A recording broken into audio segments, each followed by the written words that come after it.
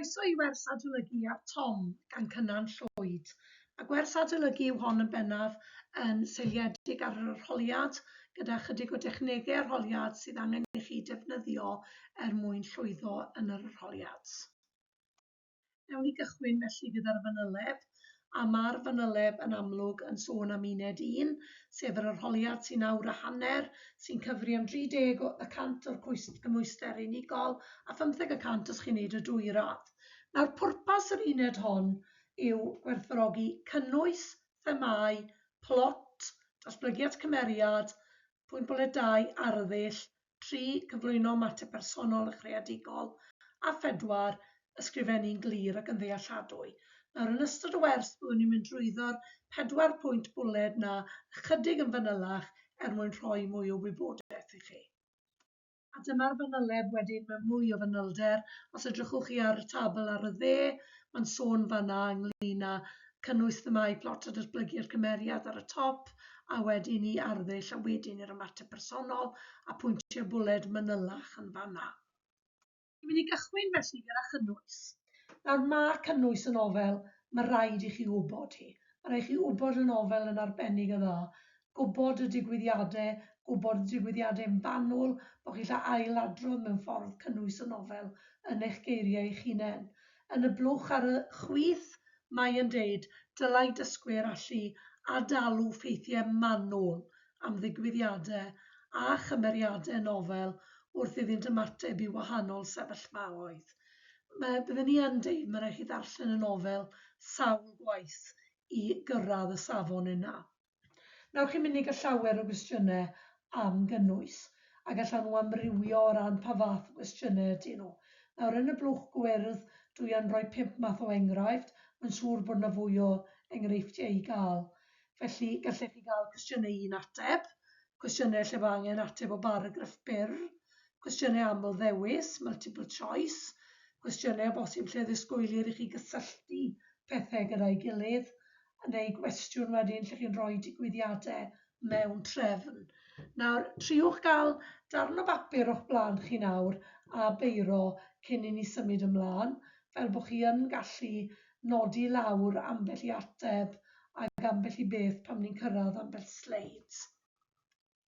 Dwi'n mynd i gychwyn gyda enghreifftiau o gwestiynau byr. A byddai yn gadael saib byr rhwng pob cwestiwn, fel bod chi'n gallu naill ai sgwennu'r ateb i lawr neu feddwl am yr ateb yn eich pen. So, cwestiwn cyntaf, beth oedd enw'r ci hellaf yn y byd? Pwy sy'n byw drws nesaf i Tom? I ble mae Nani a Tom yn mynd ar ddiwedd y nofel? Pam mae 2 yn yr ysbyty? Oherwydd pneumonia, stroc, torri coes neu drawiad ar y galon.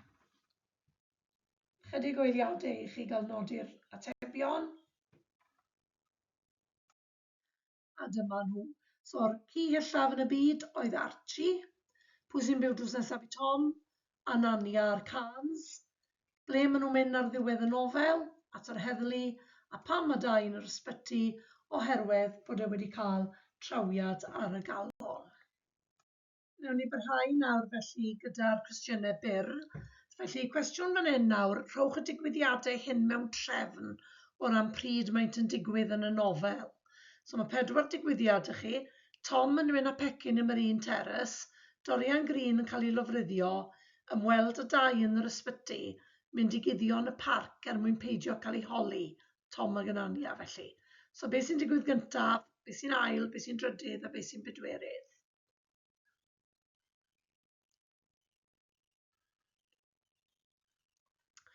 A wedyn cwestiwn arall i chi, pwy sy'n anfon y neges hwn a Tom? Hanner awr 10 y bore fflat fi. A cwestiwn ola, pwy mae Tom yn siarad gyda ar-lein?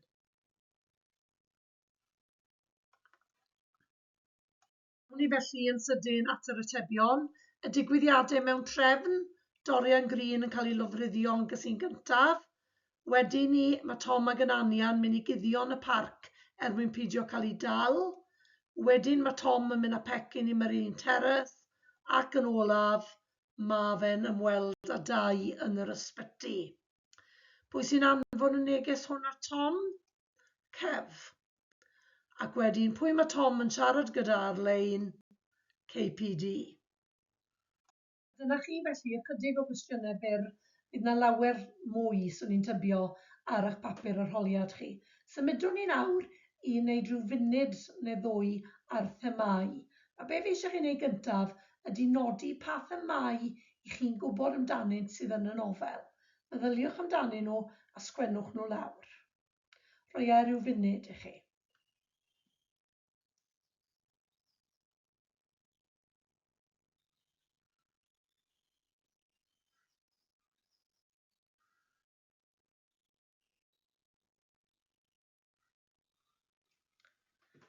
Iawn, so felly gobeithio bod gyda chi ambell i beth fel casineb, cariad, perthyn, trais, teulu, tlodi. Gobeithio bod rheina gyda chi. Mae rheina'n enghreifftiau o'r themau sydd yn y nofel. Petai chi'n cael cwestiwn ar themau, a does dim sicrwydd, ond mae yna bosibilrwydd, mae rhaid chi feddwl am y thema. Meddyliwch am y thema o, enghraifft yn y nofel hon, y thema o gasineb. Mae rhaid chi wedyn meddwl am y digwyddiadau yn y nofel sy'n cyfrannu at y thema honno, neu sy'n dangos y thema honno. Beth sydd yn y nofel Tom sy'n dangos gasineb? Pwy sy'n casau pwy?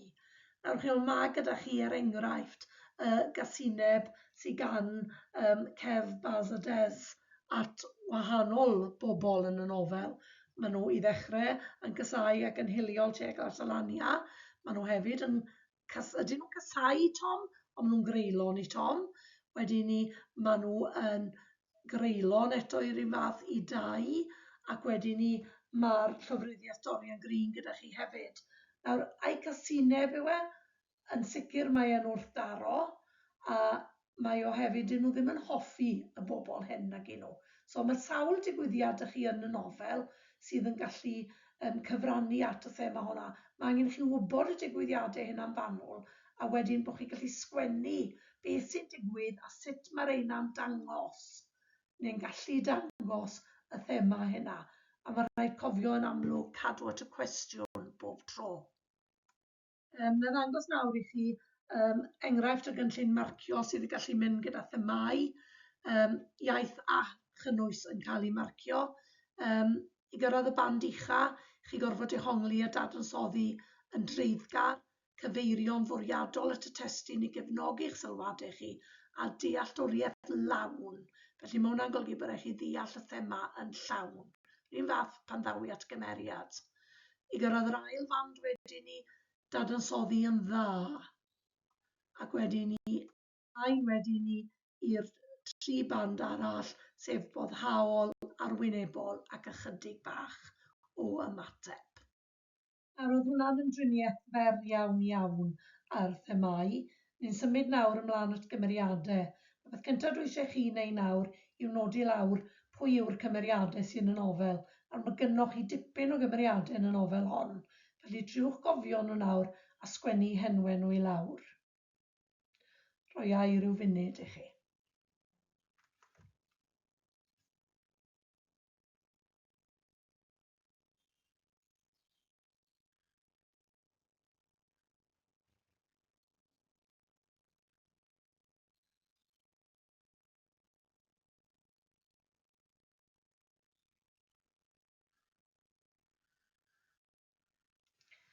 Iawn, nawr mae amrywiaeth o gymeriadau ydych chi, fel Baz, Shirley Shopmobility, Don Dwydynell, Tom yn amlwg, ac wedyn Paula Pyjamas, Des, Anania, Dai, Mam, Steve Stores, Dorian Green a Kev. A bosibilrwydd o uchel byswn i'n tybio y gallwch chi gael cwestiwn ar gymeriad neu gymeriadau neu berthynas cymeriadau a'i gilydd.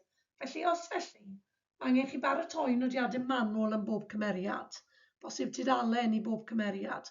Nodwch y cymeriad, pan soddeiriau neu unrhyw ddigwyddiadau sy'n addas am y cymeriad hynna, a pha enghreifftiau penodol o'r nofel sy'n dangos yr agwedd honno.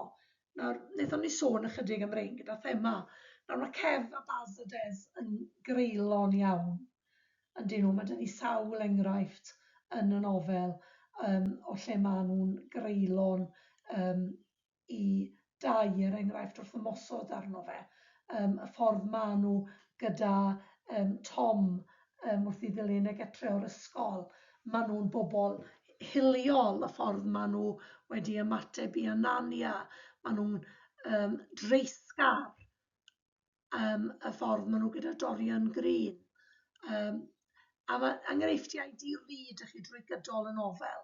Nawr, mae disgwyl bod chi felly yn gallu sôn am y digwyddiadau hyn yn fanwl, gweud popeth sydd yn digwydd, a sut mae hwnna'n dangos elfen o'r cymeriad i chi. Tystiolaeth enghreifftiau, dyna sy'n bwysig. Symudwn ni mlaen nawr te at plot. Nawr, mae plot yn cyfeirio at y ffordd y mae nofel wedi cael ei chynllunio. Meddyliwch am deitl y nofel. Mae fan hyn, mae'r teitl yn eitha amlwg tydi. Ni gyd yn gwybod pam mae'r nofel wedi cael ei henwi yn Tom. Ydy dechrau'r nofel yn dda? Pam mae'n dda? Beth sy'n effeithiol amdani? Sut mae'r nofel yn datblygu? Y gwahanol ddigwyddiadau sy'n yna, sut mae'r golygfeydd digwyddiadau yn cael eu cysylltu â'i gilydd. Ymarfer da yw sgrifennu 10 digwyddiad sydd yn y nofel i lawr, ac yna i rhoi nhw mewn trefn fel y maen nhw'n digwydd yn y nofel. Rwy'n gwneud fwy na 10 digwyddiad, a wedyn mae hwn yn helpu chi i wybod trefn digwyddiadau. Meddyliwch wedyn am ddiwedd y nofel. Ydy ti'n gorffen yn daclus? Os tro yn y cynffon? Hoffech chi wybod rhywbeth arall? Mae yna dipyn o farn wrth ymdrin â phlot, ond plot yn bennaf yn wneud â'r ffaith bod chi'n gwybod beth sydd yn dod pryd yn y nofel. Symudwn ni mlaen yn awr at arddull, a fwy na thebyg chi'n sicr o gael cwestiwn arddull, falle gewch chi fwy nag un cwestiwn. So edrychwn ni'n y blwch melyn i gychwyn, a mae'n deud yn y pwynt bwled cyntaf mae angen dadansoddi nodweddion ffurf cynllun ac awyrgylch ynghyd â'r nodweddion arddull. Yn ail, mae angen dadansoddi crefft awdur, ac yn drydydd defnyddio termau beirniadaeth lenyddol. Un gair pwysig iawn fyna yw awyrgylch. Chi yn mynd i allu cael cwestiwn ar sut awyrgylch sydd yn y darn hwn. A wedyn chi'n meddwl am yr awyrgylch, a wedyn chi'n meddwl am yr holl nodweddion arddull mae'r awdur yn ei defnyddio i greu'r awyrgylch hwnnw. Does dim cwestiwn awyrgylch yn fama, un cwestiwn byr sydd ac un cwestiwn a ddarn ychydig yn hirach. Ewn ni at y cwestiwn byr, os edrychwch chi ar yr hyn sydd wedi i'w choleuo mewn gwyrdd. Mae'r lifft yn fwy simsan na thŵr Lego. Pa nodwedd arddull y welir yn y dyfyniad? Esboniwch y nodwedd gan ddweud pam a sut mae'n effeithiol. Wel, beth sydd gyda chi fanna yw cymhariaeth. Mae'n deud bod y lifft yn fwy simsan na thŵr o Lego. Achos ydy Lego yn dymchwel yn hawdd? Yn amlwg mae Tom yn meddwl bod y lifft ddim yn un saff iawn, ddim yn un gadarn iawn. Angen nodi wedyn, ydych chi'n meddwl bod hwnna'n effeithiol. Darn ychydig yn hirach fan hyn, a pan chi'n gweld darn a chwestiwn arddull, beth y cyntaf ddylech chi wneud ydy uwcholeuo'r nodweddion, ac mae'n bwysig fel bod chi'n eich bod chi yn gallu ei labelu nhw. Na i ddarllen hwn i chi nawr. Dwi wedi uwcholeio, felly nodwch chi beth yw'r nodweddion arddull. Mae llun Google Maps wedi diflannu am cof, felly dwi fel ci yn dilyn fy nhrwyn, yn gobeithio gweld rhywbeth fydd o help, rhyw gysgodfa neu dwll yn y ffens, i mi sleifio trwyddi ddiogelwch. I wneud pethau'n waith, mae tŷ coed wedi deffro o'i drwm gwsg. Mae sŵn cyfarth ffyrnig cŵn yn dod o bob cyfeiriad, ac mae'r ffenestri'n goleuo a wynebau petrus yn specian o tu ôl llenni llwyd. Mae'r helwyr yn dal i alw am waed. Mae hwnna yn creu awyrgylch go ofnus. Nawr, os edrychwn ni beth sydd fanna, mae Tom yn deud ei fod e fel ci yn dilyn fy nhrwyn, sydd yn gymhariaeth. Mae fe'n mynd yn dilyn i drwyn, a mae fe'n ceisio mynd o'na. Wedyn mae gennym ni sleifio sy'n fer y fenw, achos mae fe'n sy'n chwilio am rwle iddo fe gael mynd drwyddo'n dawel iawn mwyn cael diogelwch. Wedyn ni, mae yna 2 ansoddair yn fanna, sef sŵn cyfarth ffyrnu cwn, llwyd ddychmygu'r sŵn maen nhw'n gwneud, a gwynebau petrus yn sbecian, so pobl ag ofn yna. Wedyn mae yna drosiad yna hefyd yn amlwg, mae'r helwyr yn dal i alw am waed. Chymod y bobl yma sydd ar ôl Tom am bod e wedi cyrraedd tŷ coed. A wedyn mae tŷ coed hefyd wedi deffro o'i drwm gwsg. A hwnna'n lle mae'n drosiad neu yn bersonoli. Nawr, gyda phob nodwedd arddull, mae disgwyl i chi i'w esbonio nhw a thrafod pa mor effeithiol yw'r nodweddion hyn, a hefyd sut maen nhw yn cyfrannu at greu awyrgylch. I chi o gynllun marcio am yr arddull, mwy o farciau am y cynnwys nag am yr iaith fan hyn, i gyrraedd y band uchaf, eiddfed, treiddgar, yr ail fand, boddhaol, trydydd un, syml. Cwestiwn arall chi'n gallu cael yw cwestiwn sy'n gofyn i chi gyflwyno ymateb personol a chreadigol i'r nofel. Gallwch chi gael cwestiwn sy'n gofyn i chi sgwennu dyddiadur neu ymson cymeriad neu lythyr. Enghraifft, ysgrifennwch ddyddiadur Tom yn noson ar ôl iddynt weld Dorian Green yn cael ei lofruddio. So mae fe a Lanya yn gweld Dorian Green yn cael ei lofruddio. Y 2 beth pwysig mae'n chi'n gwneud gwaith creadigol o'r math, mae rhaid chi gyfeirio at ddigwyddiadau perthnasol o'r nofel. Mae hefyd rhaid chi geisio cyfleu teimladau'r cymeriad ac ymateb i'r digwyddiadau. Sut fydde Tom yn teimlo felly? Meddyliwch nawr sut fydde Tom yn teimlo. Wel, yn amlwg bydde fe'n teimlo'n sâl ar ôl profi'r fath beth.